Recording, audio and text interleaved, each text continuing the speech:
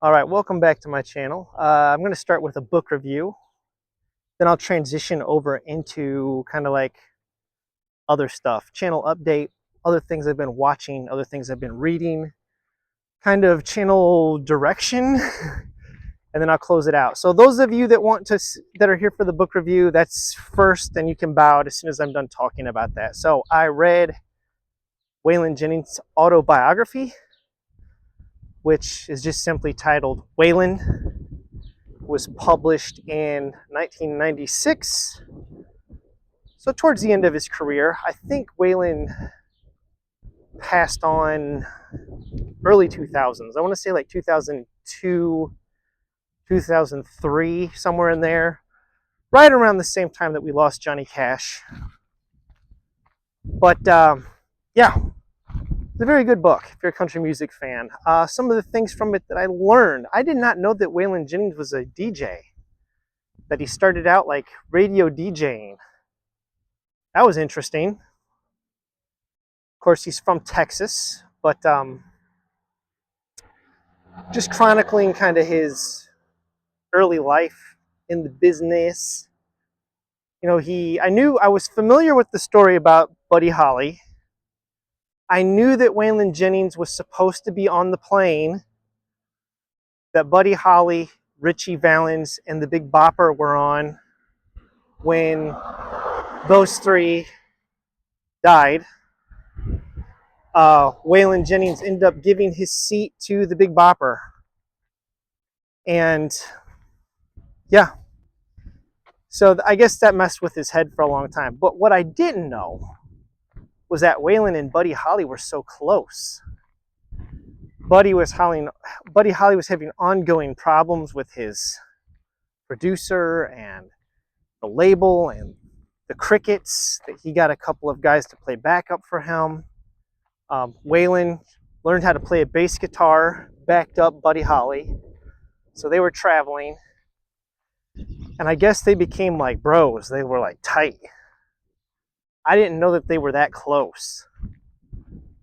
But yeah, it was that was interesting. Of course, it chronicles like Waylon's struggles as a musician, being caught in the Nashville music machine, really just being overproduced and not being able to be his own man, and then finding success once he leaves the record label, and ends up, starting essentially the outlaw country music movement, which is pretty much tied almost completely to two people, Waylon Jennings and Willie Nelson. It chronicles both Willie and Waylon are from Texas. It talks about them meeting each other for the first time. It talks about Waylon, like his time living with Johnny Cash, and them both being like kind of like the odd couple, but both on drugs, but not admitting to each other that they're on drugs, and just being impossible to live with. So it was a very entertaining autobiography. I really enjoyed it. So if you're into country music, or especially if you're a Waylon Jennings fan, or if you are a Willie Nelson fan, I think there's a lot in here that you would really enjoy reading about. I will say, if there's one Waylon Jennings album that I would say is kind of like a must listen, like if you're going to own one Waylon CD, right, it'd probably be either Dreamin' My Dreams, This Time. Those are probably his best like studio albums, This Time or Dreamin' My Dreams. But I really like his double live expanded edition, Waylon Live.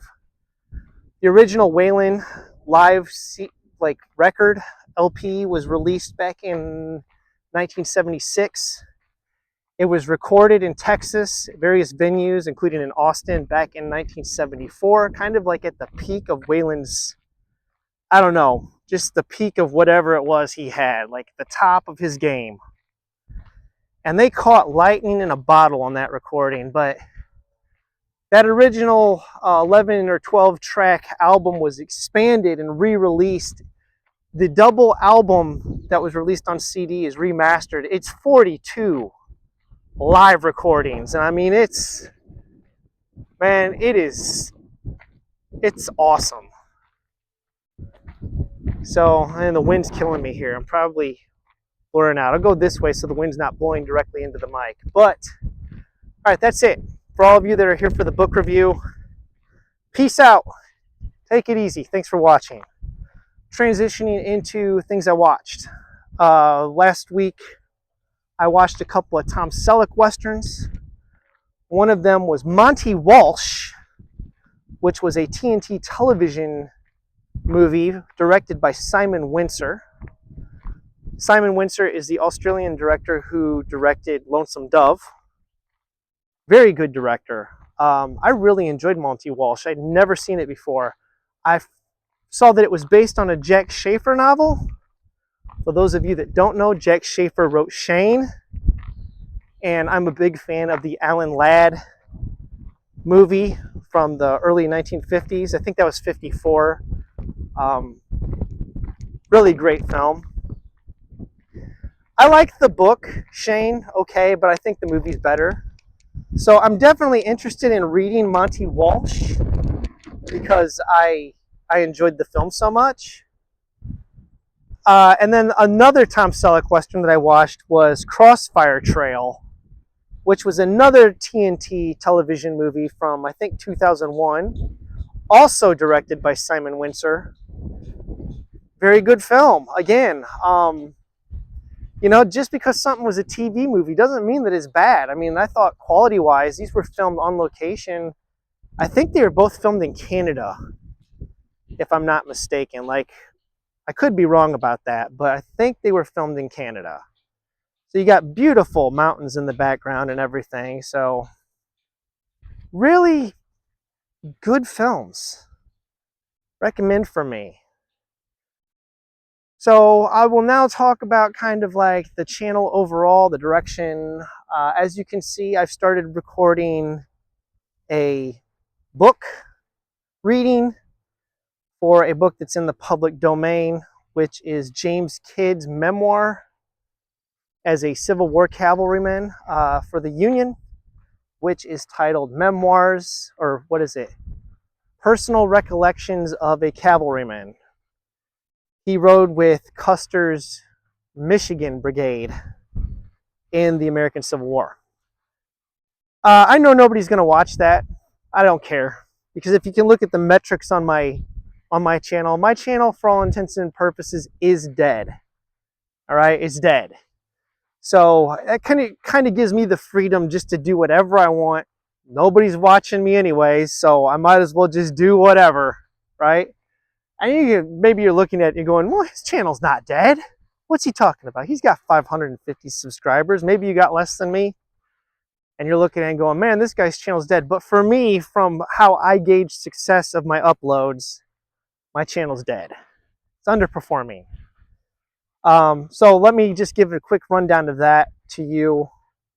How I gauge success of a video is I look at my subscriber count and I'm trying to capture 10% of that audience. I know that not everybody's going to watch everything, right? I know that. And I know a lot of my subscribers, you know, they are subscribed to other channels. So I aim for 10% as like a kind of a gauge of success.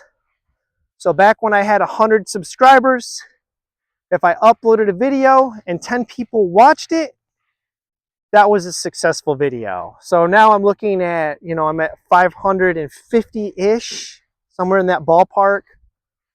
So what I'm looking for a video to be successful is to perform at a minimum of getting like 50 to 55 views. If it exceeds that, then I've gone over the bar. Like the video is like beyond just a success. It's like really performing well for me. That's how I gauge it. I don't look at the YouTube metrics and all that stuff really.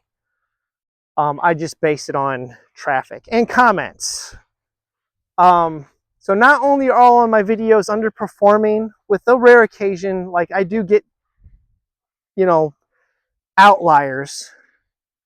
YouTube Shorts perform well, but I don't feel like relying on real YouTube Shorts to kind of promote my channel. I would like it to be able to carry itself and it's not.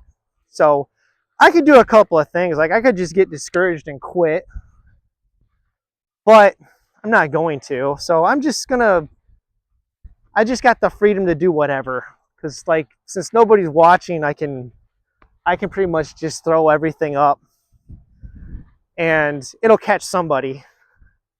But yeah, the comments are down too. So I don't know what happened. Like 2 months ago, I guess I made a mistake when a couple of people on YouTube called me out and I clapped back. And I guess that's a no-no.